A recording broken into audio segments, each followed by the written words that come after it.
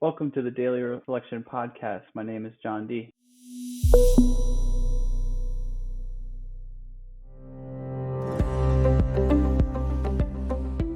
Pray, go to a meeting, call your sponsor, read the literature, and don't drink. AA for dummies. Before I could work the steps, I had that checklist and I could check it off, and then had this sense of peace and relief come over me because I was doing what I was supposed to do, and I just had to not drink until my head hit the pillow, and then wake up and do it again. And for me, that's what being humble is about. It's not thinking less or more of myself. It's about having a correct understanding of where I'm at and what my talents or treasures are so I can share, so I can be useful in this world and be of service. God doesn't make bad days. Sometimes I just don't understand what the plan is, but that's okay. That's why I have that faith and that trust in my higher power. Welcome to the Daily Reflection Podcast with your hosts Michael L. and Lee M. On this show, we try to provide some inspiration through interviews with members of the recovery community. We are not aligned with any 12-step or recovery program, but you may hear them mentioned throughout the course of an interview. On the show today, John D. from Centreville, Virginia. Before we get to the show, you're listening on a podcast app like Apple Podcasts, for example, and they give you the ability to leave a review or a rating. We would love to hear from you. It's going to help us improve the show and expand our reach. We greatly appreciate that. We hope you enjoy the show. Good morning, Lee. How are you? Good morning. I'm doing very well this morning. How are you, Mike? I'm great. What is on the schedule for today? So today we have John D. from Centreville, Virginia. It is March 21st, and he's here to share with us on the daily reflection for today, which is material and spiritual well-being. Outstanding. Well, John, welcome to the show. It's great to have you on the podcast. Thank you. Good morning to you both. So, John, why don't you introduce yourself to the audience? Let them know who you are, where you're from. Maybe talk a little bit about your sobriety date. Sure. My name is John D. Currently reside in Centreville, Virginia. I grew up in Alexandria, Virginia, and actually was born in Brazil, and lived in Iowa for a bit. My sobriety date is June 7th, 2018, so I got a little over 2 years. Let's get into the reflection, and then we'll talk a little bit about your program of recovery through the lens of that reflection. So if you wouldn't mind, could you get us started by reading the daily reflection for today? All right, March 21st, material and spiritual well-being. Fear of economic insecurity will leave us. Alcoholics Anonymous, page 84. Having fear reduced or eliminated and having economic circumstances improve are two different things. When I was new in AA, I had those two ideas confused. I thought fear would leave me only when I started making money. However, another line from the big book jumped off the page one day when I was chewing on my financial difficulties. For us, material well-being always followed spiritual progress. It never preceded, page 127.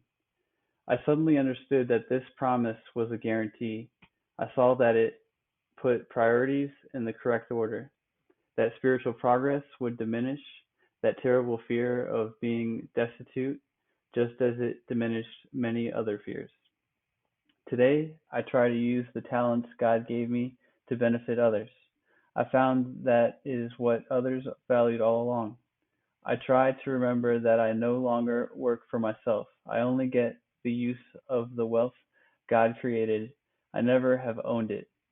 My life's purpose is much clearer when I just work to help, not to possess. That's a big promise. As I read it, though, it says, like on the first line, having fear reduced or eliminated and having economic circumstances improved are two different things. What kinds of fears did you face when you were still drinking and, not yet in the program? Ooh, yeah. Fear just kind of ruled my life. Like I share, I was totally uncomfortable with my existence, every waking moment, and even, sometimes when I was unconscious, like sleeping or whatever, I would wake up in a panic or, just like gripped by fear, anxiety, and it's just hard to even, communicate how how desperate I was to just kind of feel safe and secure, in my own skin, much less, in any situation where like other people or anything was involved. But yeah, I mean, I struggled with fear of financial insecurity. But when I was drinking and drugging, I didn't, it wasn't too much. I didn't care. I was just, I wouldn't pay the bills. I would, was irresponsible with, money, and it didn't make any difference to me. I didn't care because I wasn't, didn't think I'd be around that long. And So the reflection talks about spiritual progress being key. I saw that it put priorities in the correct order, that spiritual progress would diminish that terrible fear of being destitute, just as it diminished many other fears. Tell me a little bit about your spiritual progress. Has that changed as you've progressed in your recovery? absolutely. I mean, spiritual progress, for me, that I think about the spiritual awakening they talk about. As I was going through it, I didn't feel like, I wasn't really aware, couldn't really sense what was going on until I continued working through the steps. I could definitely tell, looking back, the third step was a big, milestone in my spiritual growth and progress. And, the fourth step and fifth step and that relationship that it built with myself and, the past and reality and the truth, and with my sponsor. And, six and seven, and, eight and nine is really when you got to see that, my progress reflected back to me from hearing back from others and kind of making things right, and cleaning up the past, and getting to see myself in situations for, what they truly and really are. Yeah, but for me, I guess it's definitely like, they talk about, oh, you might have that burning bush moment where you see the light, you feel the wind rushing or whatever. But for me, it was definitely looking back and seeing all the burning bushes. I didn't have that burning bush moment. John, how old were you when you got into recovery? Yeah, I was 33 years old, and I think at least the first drink that I remember, I was around 12 years old, at least where I got drunk and then subsequently sick. So it's a pretty good chunk of time for someone. It was definitely more than half my life. That's a lot of years of drinking and drugging. Did you have a lot of major amends that you found out in discussions with your sponsor that you need, and in doing the work that you needed to do? Oh yeah, like yeah. I mean, I had some big ones. I mean, when I came into recovery. My wife, who we're now divorced with, left, and that fear of financial insecurity was huge going through the divorce, and all the resentments and stuff that go along with all that.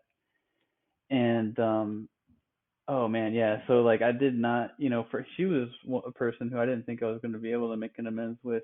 It happened that that I had it, and I was able to call my sponsor, and it was just eye opening to see things from her perspective. And it happened at, just the right time for me. And it was really tough. I was scared, having to pay like alimony and, kind of split the retirement and refinance the house. I was just scared, I was going to be able to pay the bills every month. But, thank God I had outside help, from my lawyer, and, support of my friends and family, and, all my AA fellowship, because, kind of definitely got me through. And, now I can see, I'm fine. Right now I'm in West Virginia on a ski trip and with my family and my girlfriend, and it's wonderful. That's fantastic. I love hearing when people work the program and things turn around for them. How long do you think it took you to kind of turn the corner from early sobriety and getting into working the program to starting to see some of these promises realized in your life? When I came into recovery, I was not ready and I was not willing. And like people talk about, I had that gift of desperation, and thank God I got in front of a group of drunks. Actually, the first meeting I ever went to was an NA meeting, and I didn't do anything they told me. I didn't call anyone. I didn't go back to the meeting, like, the meeting they told me to go to or anything. And, and thank God I had another friend who had a DUI. He was like, "Oh, my lawyer said I should probably start going to AA meetings." And I was like, "Okay, well, I started going to meetings. I went to the NA meeting Thursday, and then that was Sunday, and I just happened to go to the place that was my home group. That turned out to be my home group. They assigned me a sponsor. Thank God that's how they did it there. So I had someone that was, kind of was checking in on me. Yeah, early recovery, I was not good at taking direction, and I felt the pain and suffering and consequences of it. It took, honestly, to where I could feel it and be aware of it. It was like 18 months. There was a time where I had that physical sobriety where it was like I was on a pink cloud and started working the steps. But then as soon as I got on my fourth step, I was like coming off that pink cloud and I was miserable and I was procrastinating on my fourth step. I'm glad I had my sponsor because he kind of dragged me through the steps to the point where I could kind of wake up and be aware. Probably around 18 months, like I said. But yeah, I was having problems with sleeping, and early on it was like eating and going to the bathroom regularly, you name it. It's just kind of waking up at 33 and just not knowing how to take care of myself, like eat and sleep and exercise and go to work. Like the basic things was just a challenge. Well, it is a great program that kind of teaches you how to go about those things. I'm curious though. You mentioned that you were assigned a sponsor. That relationship with a sponsor is a tricky thing, and a lot of people struggle with actually getting the courage to ask somebody to be their sponsor and having one assigned to you. I guess that could be a relief in some way. But tell me a little bit about how that went. I mean, did you immediately take to your sponsor? Did you have a good relationship right out of the gate? I mean, yeah, I mean, pretty good. I definitely, I wasn't really looking for it, but he had what I wanted. Like he would seem like content and at peace, serene, and kind of had his life together, was going on an upward trajectory, and he cared about me. He called, he checked in. I mean, that's some of the resentments I had were people that kind of ghosted me or whatever. He cared, and so I mean, as we got to know each other better, and I got to hear his story, I could relate.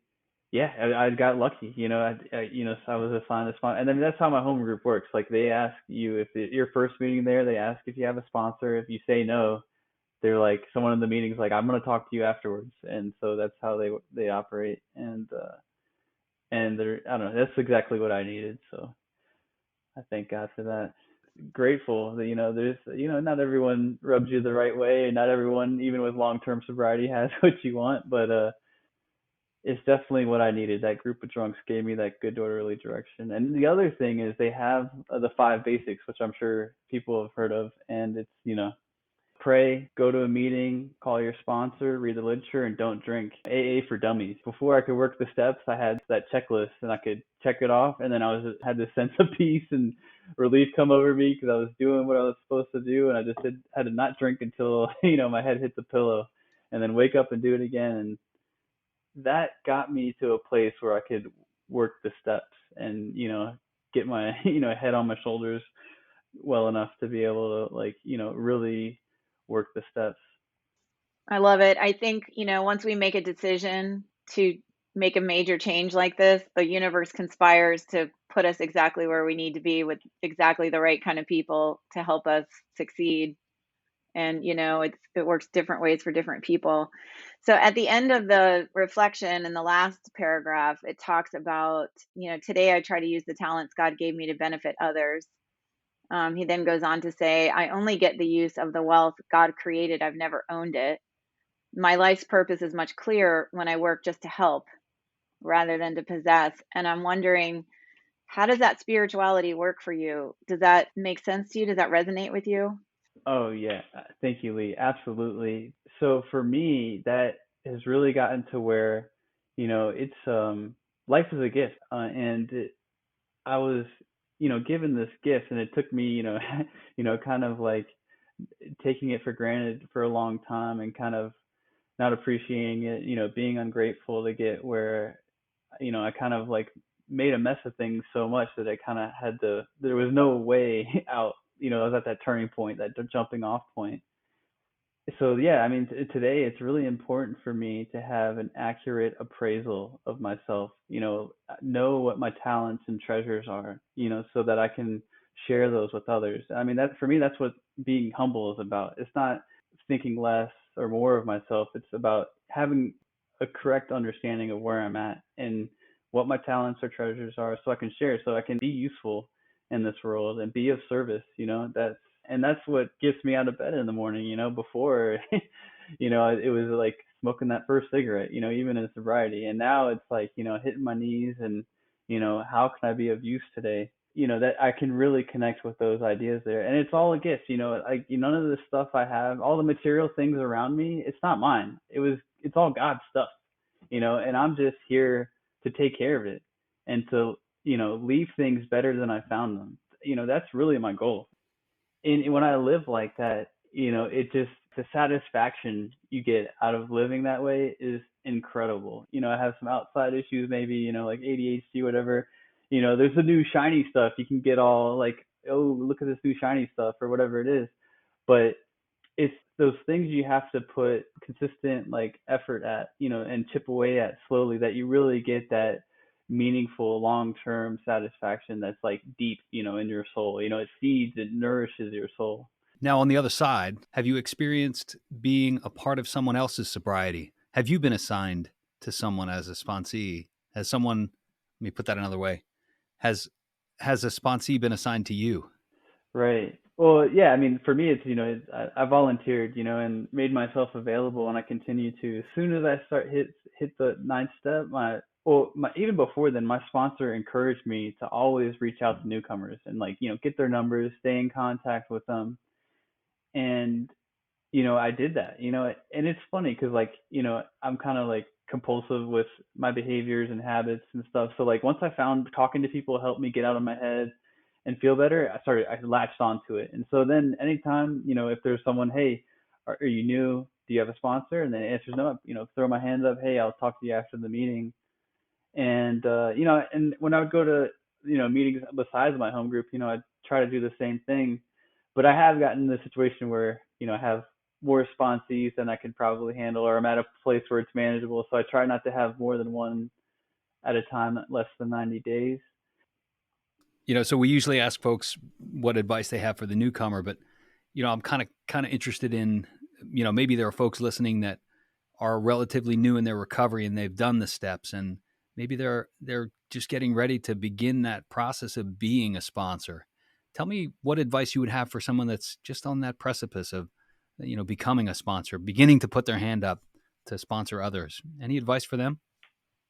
I would just take them through the steps just like you did, and know you're not alone. You can talk to others. If you're baffled by something, you're not sure what to do, talk to your sponsor. And even before you start sponsoring guys, hey, talk to them, hey, what do I say to to someone that's new, when I first talk to them and we're, they're looking at sponsorships. You're not responsible for anyone else's sobriety except your own. So the big thing is that you stay sober, and that's why you do it.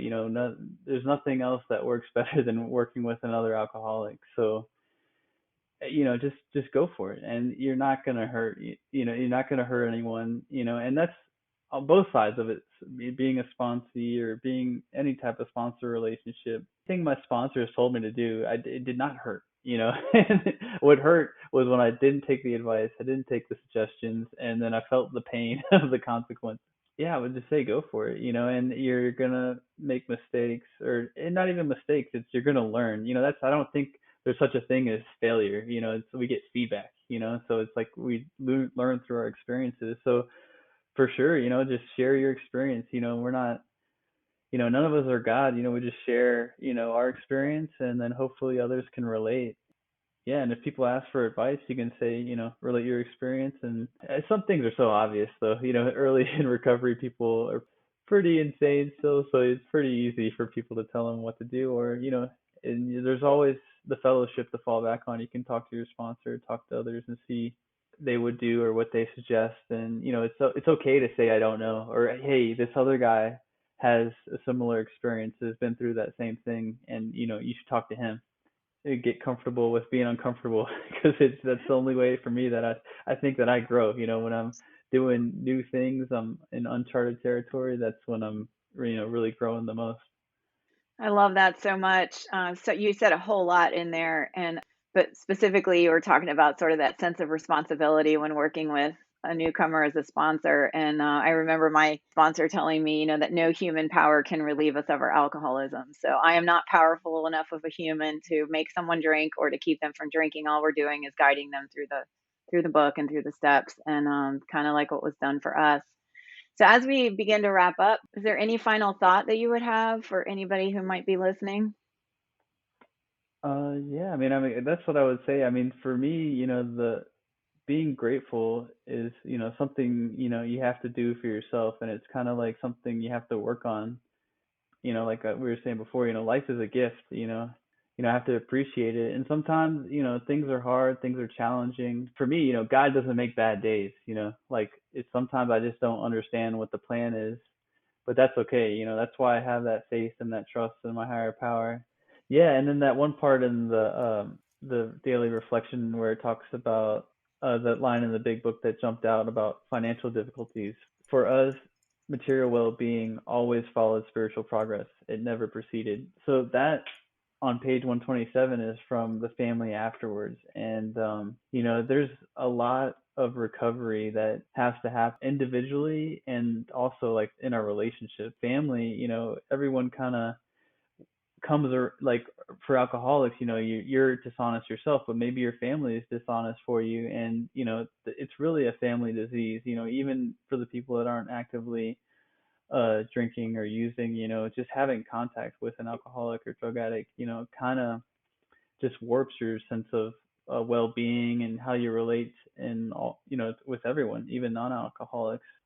The disease is progressive and it gets worse and worse and worse. For me, recovery is progressive too. And so like, the disease is progressive, so it, gets worse and worse and worse, and then it ripples through your life through in all your relationships. But the same thing happens in recovery. So, as you heal and, grow spiritually, those around you can start to get the relief of you not like causing chaos and destruction. And then, you guys are able to, relate to each other in healthier, more meaningful ways.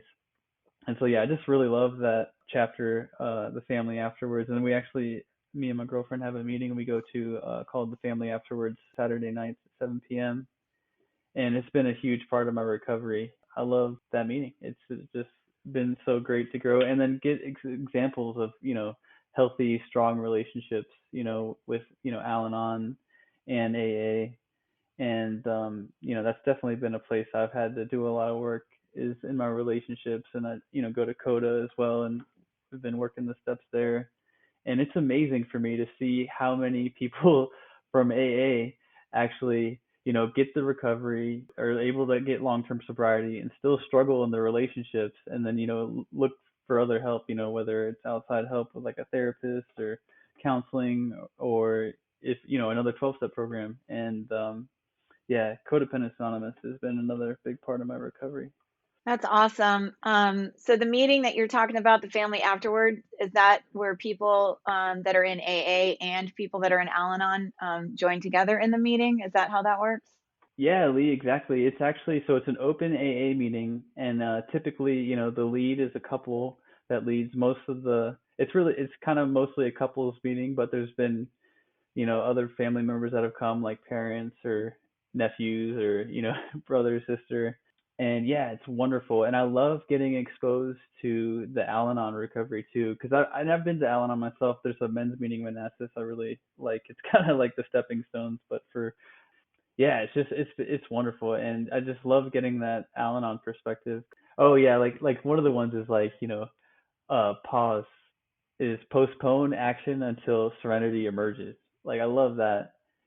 And the other one I like is like, if you're someone's bothering you, like something someone else is bothering you, or they're doing or not doing, what should you be doing otherwise? Like what would you be doing to take care of yourself, or just go about your day?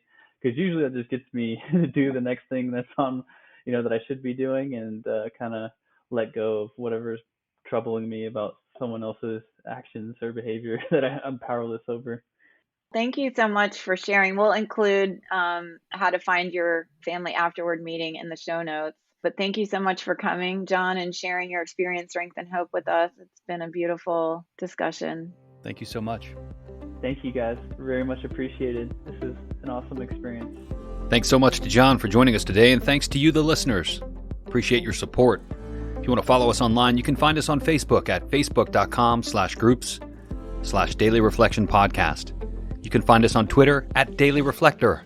You can read about recovery on our blog at blog.dailyreflectionpodcast.com. Thanks, everyone. Have a great day.